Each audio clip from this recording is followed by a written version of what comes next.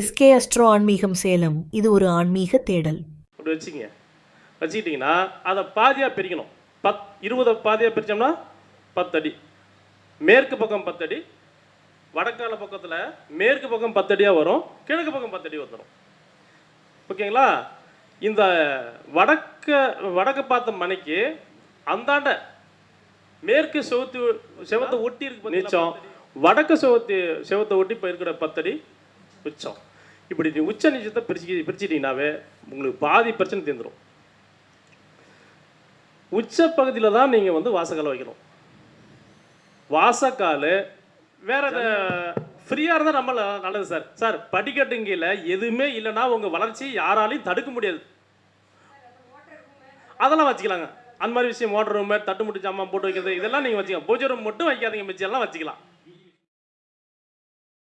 30வது சிறப்பு கருத்தரங்கத்தில் நம்முடைய கள்ளக்குறிச்சியிலிருந்து வந்துள்ள பராகமிகிற ஜோதிட பயிற்சி நிறுவனர் மதிப்பிற்குரிய ஏழுமலையா அவர்கள் வாஸ்துவின் மாடி படிக்கட்டினுடைய ரகசியங்கள் என்ன அப்படிங்கிறத இன்று நமக்கு ஒரு சிறப்புரையாற்றுகிறார். ஐயா அவர்களை வருக வருக என்று வரவேற்கிறோம். இருகுழை கோமலம் தால் புஷ்பராகம், 2 கண்ணும் குறுமணி நீளம், கை கோமேதகம், நகம் கூர் வைரம், திருநகை முத்து கனிவாய் பவளம், சிறந்தவல்லி மரகநாமம், திருமேனியும் பச்சை மாணிக்கமே.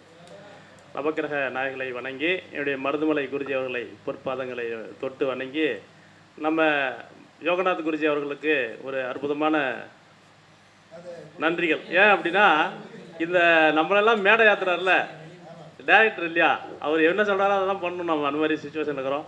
சிறப்பு அழைப்பாக வந்திருக்கக்கூடிய நம்முடைய விஜயன் ஐயா அவர்களையும் வணங்கி, வாஸ்து அப்படின்னா என்ன அப்படின்னு பார்க்கும்போது, வாஸ்து அப்படின்றது வஸ்து என்ற அப்படி அந்த சொல்லேருந்து வந்தது தான் வாஸ்து. நமக்கு நிலம் இல்லாமல் இருக்கலாம், ஆனால் வீடு இல்லாமல் இருக்காது. வாடகை விடாத நம்ம வசிக்கிற மாதிரி தானே இருக்கும். நிலம் இல்லை, நிலமெல்லாம் இருக்க கூட நம்ம சில பேர் வாழக்கூடிய வாய்ப்பு உண்டு. ஆனால் வீடு இல்லாமல் வாழக்கூடிய அமைப்பு யாருக்குமே இல்லை. எலி வலையானாலும் தனி வலை வேண்டும் அப்படின்னு சொல்கிறாங்க இல்லையா, அதுபோல் ஒவ்வொருத்தவங்களுக்கும் ஒரு வீடு அவசியம். அந்த வீடு சரியான முறையில் அமைஞ்சிச்சுன்னா மிச்சிக்கிற எல்லா செல்வாக்கும் 16 செல்வம் சொல்கிறாங்களே அது எல்லாம் கிடச்சிரும். அப்போ அந்த வீடை சரியாக அமைச்சிக்கிறதுக்கு நம்ம வந்து ஒரு பிளான் கரெக்டாக போடணும். இடம் வாங்குறது மெயின். இடம் வந்து பார்த்திங்கன்னா 4 பக்கம் ரோடு இருக்கிற இடமா இருந்தால் ரொம்ப நல்லது. அந்த மாதிரி வீடு கிடைக்காது இல்லையா. ஒரு ஃப்ளாட் இருக்குன்னா அந்த ஃப்ளாட்டுக்கு 4 பக்கமும் ரோடு இருந்ததுன்னா ரொம்ப நல்ல மனை அப்படின்னு சொல்லலாம். 2 பக்கம் இருந்தால் இன்னும் நல்லது. கார்னர் பிளாட்டு இன்னும் விசேஷம். நீங்கள் கடை வச்சிங்கன்னா நல்லா ஓடும். வீடு கட்டி கடையை கீழே வச்சுட்டு மேலே குடியிருந்தீங்கன்னா அவங்களுக்கு வீடு நல்லா அற்புதமாக ஓடும். கார்னர் பிளாட்டு ரொம்ப ரொம்ப பெஸ்ட்டு. அந்த காலத்தில் கார்னர் பிளாட்டு யாரும் வாங்க மாட்டாங்க.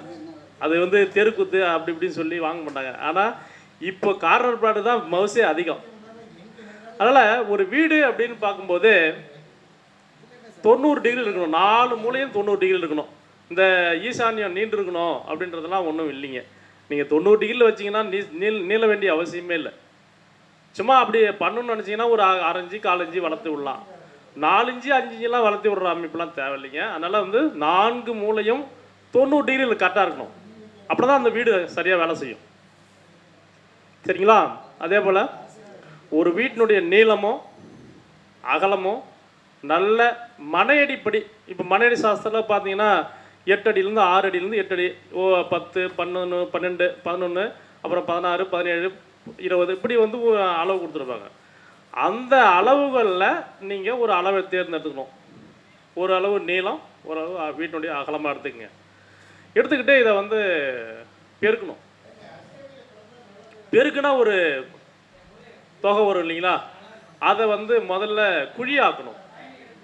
ஒரு வீட்டினுடைய நீளத்தையும் அகலத்தையும் பெருக்கினீங்கன்னா இப்போ 27க்கு 17 போட்டுங்க. 27க்கு 17 போட்டிங்கன்னா 459 சதுரடி வரும். 27க்கு 17 அப்படின்னு ஒரு போட்டு நீங்கள் கூட கால்குலேட்டர் போட்டு பெருக்கி பாருங்களேன். 27 பெருக்கல் 17 போட்டிங்கன்னா 459 சதுரடி. இது வீட்டினுடைய மொத்த சதுரடிங்க. இது இந்த மொத்த சதுரடியை 9ஆல் வகுக்கணும். அது ஏன் சார் 9ஆல் வகுக்கணும் அப்படின்றது என்னென்னா, 3 அடி நீளம், 3 அடி அகலம், 3 அடி உயரம். இது 3 3 3 3 3 பெருக்கினீங்கன்னா 9 வரும். 3 3 6 6 3 9 கூட்டினாலும் 9 வரும். அப்போ இதுதான் ஒரு குழி அப்படின்னு சொல்லி நம்ம முன்னோர்கள் வந்து கொடுத்துருக்காங்க. இது இல்லாமல் இன்னும் 2 அளவுகள் இருக்குது. அதெல்லாம் சொன்னீங்கன்னா குழம்பிடிங்க வேணாம். என்னென்னா இது 3ஆக பிரிச்சுக்கிறாங்க. மதுரை பதம், சிதம்பர பதம், தஞ்சை பதம் அப்படின்னு பிரிச்சுக்கிறாங்க. அப்படி பார்க்கும்போது இந்த 9 தான் சரியாக வருதுங்க. இப்போ அளவுகள் அப்படின்னு பார்க்கும்போது வீட்டு தலைவனுடைய காலடி இருக்குது பார்த்தீங்களா, அந்த காலடி தான் ஒரு அடி. இப்போ நம்ம ஆங்கிலேயர்கள் வந்த பிறகு மெட்ரிக் அளவுகள்னு ஒரு அளவு கொடுத்தாங்க பார்த்தீங்களா, அவங்க அது எல்லாத்தையும் ஒரு நாள் சரியாக பண்ணி 12 இன்ச்சு கொண்டது ஒரு அடி அப்படின்னு சொல்லி முடிவு பண்ணிட்டாங்க. அதனால அதையே நம்ம எடுத்துக்கலாம். அப்படி பண்ணும்போது நீள அகலத்தை நீங்கள் வந்து பெருக்கி 9ஆல் வகுத்துட்டிங்கன்னா ஒரு நம்பர் வரும். இப்போ 27யும் 17யும் பெருக்குனிங்கன்னா 459 சதுரடி வரும். அது 9ஆல் வகுத்தீங்கன்னா 51ன்னு வருதா? போட்டு பாருங்கள், 51 வரும். இந்த 51 8ஆல் வகுக்கணும். ஏன் சார் 8ஆல் வகுக்கணும் அப்படின்னா 8 வகையான மனைகள் தான் இருக்குது. அதுக்கு மேலே மனை நம்ம முன்னோர்கள் சொல்லலை. மனையடி சாஸ்திரத்தில் 8 மனைகள் தான் இருக்குது. அது என்ன சார் 8 மனைகள் அப்படின்னா, ஒன்றாம் நம்பர் என்ன சொல்கிறாங்க அப்படின்னா அது பேர் கருட மனை அப்படின்னு சொல்கிறாங்க. இது எல்லோரும் கட்டி வாழலாம். 2ஆம் நம்பர் வந்ததுன்னா அது வந்து புறாமனை, மனிதர்கள் வசிக்க ஏற்றது அல்ல. 3ஆம் நம்பர் வந்ததுன்னா அது சிம்மமனை, அதுவும் மனிதர்கள் வசிக்கலாம். 4ஆவது வந்ததுன்னா நாய் மனை, அதில் மனிதர்கள் வசிக்க முடியாது. அதே போல் 5ஆவது நம்பர் மீதி வந்ததுன்னா பசுமனை, அது மனிதர்கள் வாழ சிறந்தது. 6ஆம் நம்பர் பார்த்தீங்கன்னா 6ஆம் நம்பர் வந்து காக்கை மனை, அது வந்து மனிதர்கள் வசிக்க முடியாது. 7ஆவது நம்பர் லட்சுமி மனை அல்லது யானை மனை அப்படின்னு சொல்லுவாங்க. இந்த 7ஆவது மனையை பெரும்பாலும் யாரும் கட்டுறதில்லை. ஆனால் கட்டி வாழ்ந்தால் சிறப்பாக இருக்கும். கட்டி முடிக்க அதிக நாள் ஆகும். இந்த 7ஆவது மனை யானை மனைன்னு சொல்லுவாங்க. இது ஒரு சில இடங்களில் லட்சுமி மனைன்னு சொல்லுவாங்க. இந்த மனையை கட்டிட்டாங்கன்னா கட்டி முடித்து குடி போயிட்டாங்கன்னா நல்லா இருப்பாங்க. ஆனால் கட்டி முடிக்கிறதுக்கு அதிக நாள் எடுத்துக்கும். மீதி 8 வந்ததுன்னா அது பேர் கழுதை மனை. அந்த வீட்டில் மனிதர்கள் வசிக்கக்கூடாது. அப்படி வசித்தா இந்த கழுதை எப்படி பொதி சமைச்சிட்டு போதோ, நம்ம எல்லா உறவுகளும் நம்ம மேலே ஏகப்பட்ட சிக்கலை கொண்டாந்து அவங்க பொதி சமைச்சிட்டு போயுமே வாழ்நாள் முழுக்க அடுத்தவங்களுக்காக ஒழிச்சிட்டு வீணாக போடுவோம். அதனால் கழுதை மனை வேணாம். அப்போ இப்போது 51 8ஆல் வகுங்க, மீதி எவ்வளோ வருது? உதாரணமாக நம்ம எடுத்துக்கிட்ட அளவு 51 குழி வந்தது, மீதி 3 வருது இல்லைங்களா? மீதி 3 வந்தால் சிம்மமனை. இப்போ இது சிம்மமனைன்றது நம்ம மனிதர்கள் வாழறதுக்கு உகந்த மனை. இதை நீங்கள் கட்டி குடி போகலாம். சிம்மமனையில் வந்து குடியிருந்தீங்கன்னா எதிரிகளுடைய தொல்லை வராது. சிங்கத்துக்கிட்டே எந்த மிருகமாக போமா, பயந்துக்கிட்டு போகாது. அப்போ சிம்மமனை மனிதர்களுக்கு அற்புதமான விஷயத்தை கொடுக்கும். அந்த சிம்மமனைக்கு போட்டு நீங்கள் ரொம்ப கோழையாக இருக்காங்க அப்படின்னா அந்த சிம்மமனை கட்டி கொடுத்துட்டிங்கன்னா அந்த வீட்டில் வசிக்கிறவங்களுக்கு அடுத்தவங்களால தொந்தரவு வராது. இப்படி அந்த மனைகளை பிரிச்சிடுறோம்.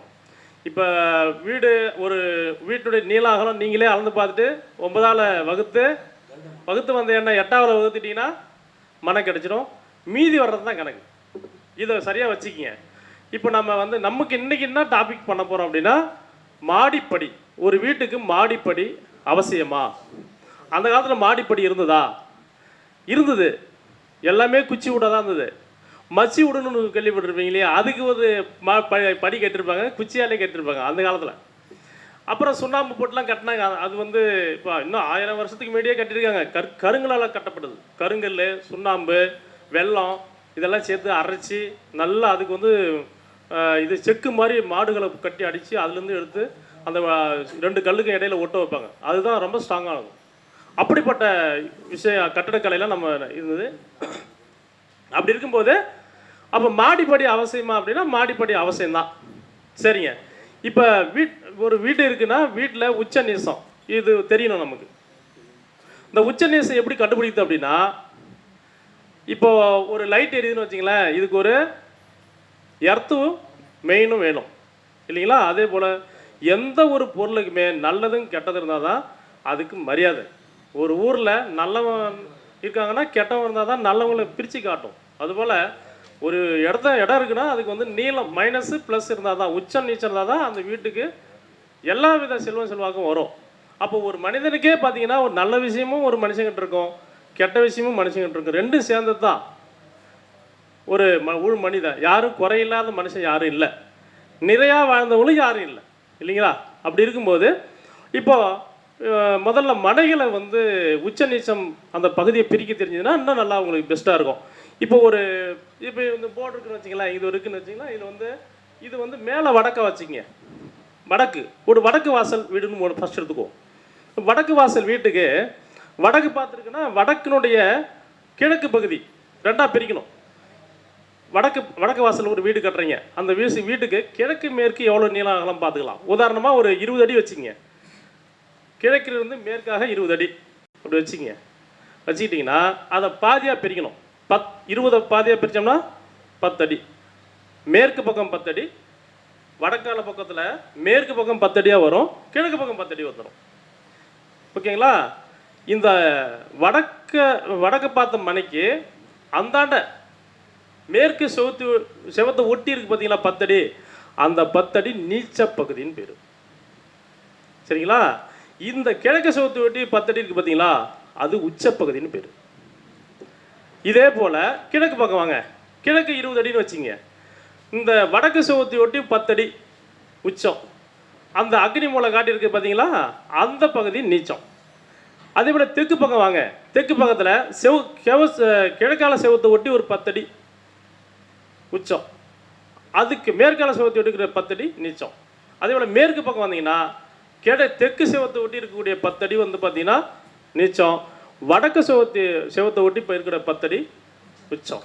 இப்படி உச்ச நீச்சத்தை பிரிச்சுட்டிங்கனாவே உங்களுக்கு பாதி பிரச்சனை தீர்ந்துடும். உச்ச பகுதியில் தான் நீங்கள் வந்து வாசக்கால் வைக்கணும். வாசக்கால் ஜன்னல் எல்லாமே உச்சத்தில் இருக்கணும். இது அடிப்படை விஷயம். படிக்கட்டு நீச்ச பகுதியில் இருக்கணும், வேறு எதுவுமே விஷயம் இல்லை. நீங்கள் எங்கே வேணாலும் வச்சிங்க படி.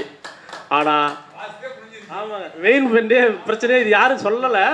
அதனால் நான் என்ன பண்ணுறோம்னா உச்ச பகுதியில் தான் வாசக்கால் இருக்கணும். தலைவாசல் ராஜநிலை வச்சிடுறீங்க, நல்லா சூப்பராக இருக்கும். உச்ச பகுதியில் வாசக்கால் ப்ளஸ் ஒரு ரூம் இருக்குன்னா ஓரமாக கூட ஜன்னல் வைக்கலாம். உச்சத்தை பார்த்து வச்சிங்கன்னா இன்னும் பெஸ்ட்டாக காற்று வரும்.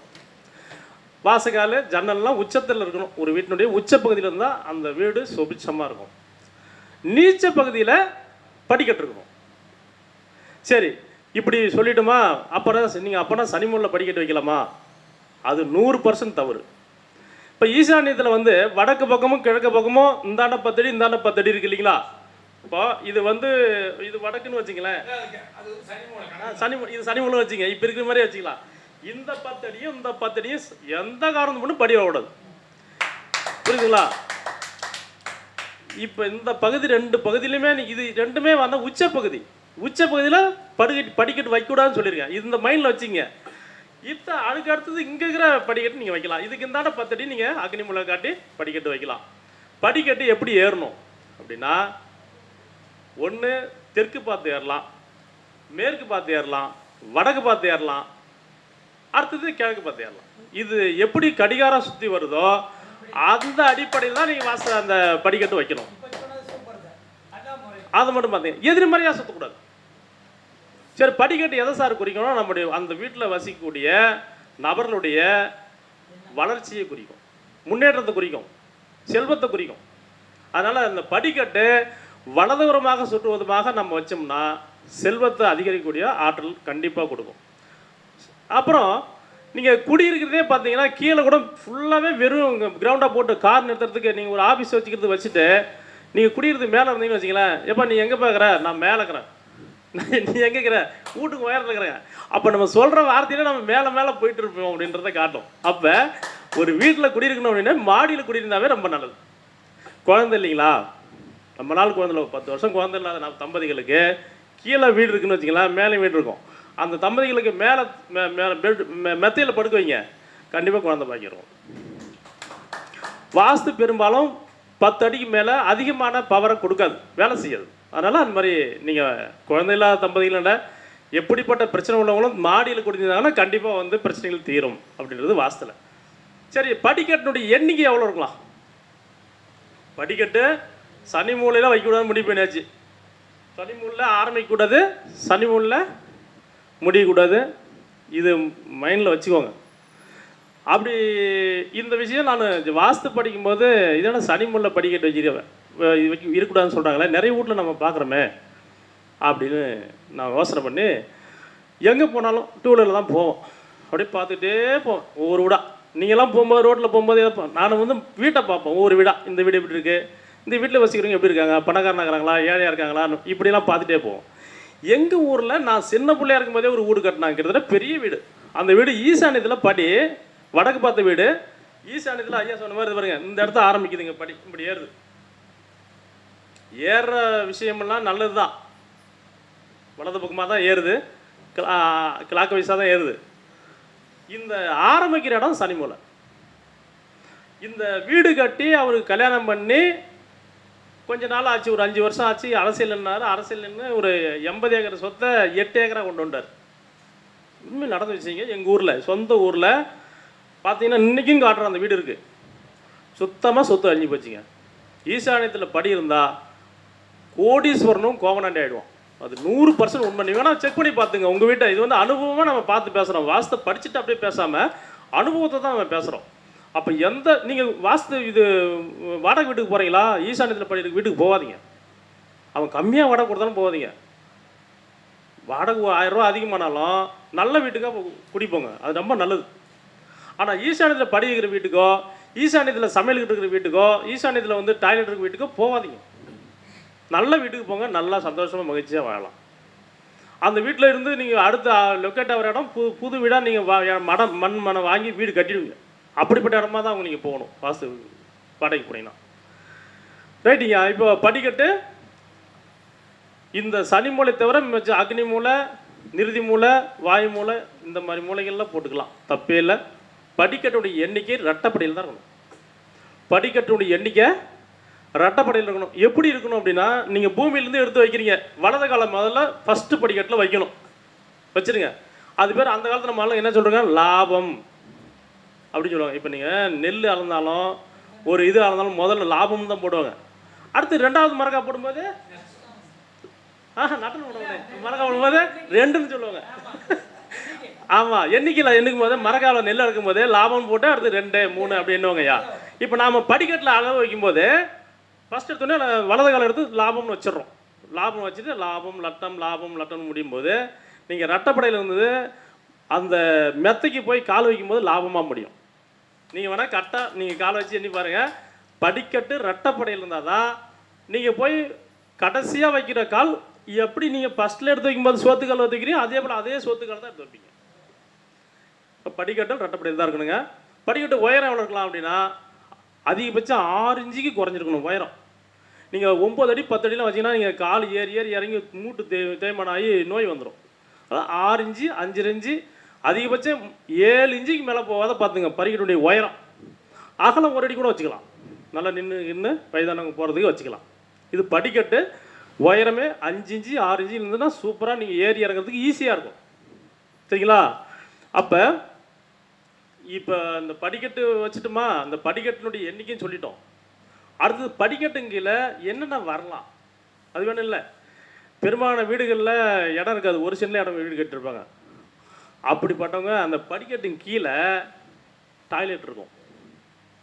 டாய்லெட் வைக்கலாமா அப்படின்னா கண்டிப்பாக டாய்லெட் வைக்கலாம்.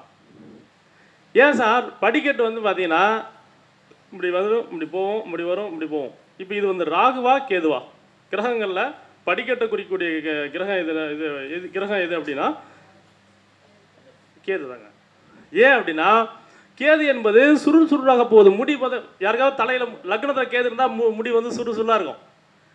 ராகு இருந்தால் போகிற முடியாக இருக்கும். இப்போ இதை வச்சே நீங்கள் என்ன பண்ணலாம்னா, ராகு என்பது நீண்டு இருப்பது, கேது என்பது சுருளாக இருப்பது, கட்டாய் போவோம். அப்போ படிக்கட்டு என்ன பண்ண முடியும், அப்படி கட்டாகும், அப்படி இப்படி போவோம். அப்போ இது கேதுவாக நம்ம எடுத்துக்கலாம். அதே போல் உடல் உறுப்புகளை கேது எதை குடிக்குன்னா மலத்து வாரத்தை குடிக்கும். அப்போ ஆசனவாய் சம்மந்தப்பட்டது. அப்போ நீங்கள் படிக்கட்டுங்கில பெரும்பாலும்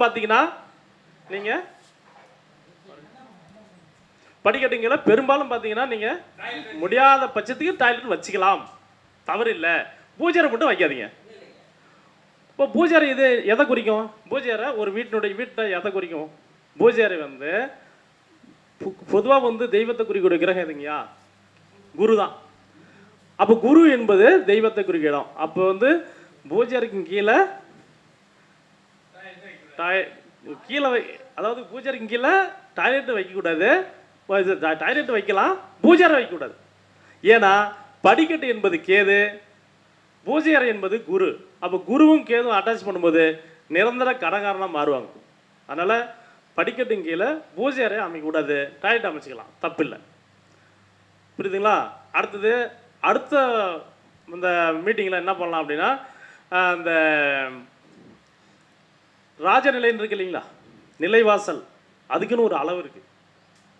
அதாவது இப்போ இந்த வாசல் இருக்குது, இப்போ இந்த நிலைவாசல் இருக்கு இல்லைங்களா, இது வந்து சரியானதா சரி இல்லையா அப்படின்னு பார்க்குறதுக்கு ஒரு கணிதம் இருக்குது.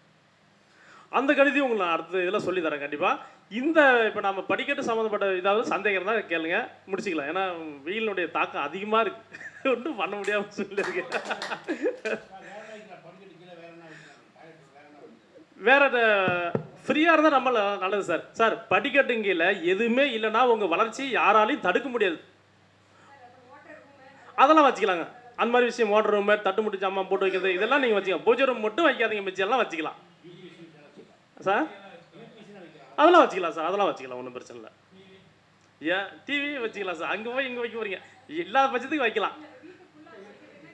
இல்லை சார், எப்பயுமே தலைவாசலுக்கு மேலே சில வீடுகளில் பார்த்தீங்கன்னா தலைவாசலுக்கு மேலே வந்து படிக்கட்டு போகும். இது ரொம்ப ரொம்ப சிக்கலான விஷயம், போகக்கூடாது. தலைவாசல் தாண்டி போகணும்.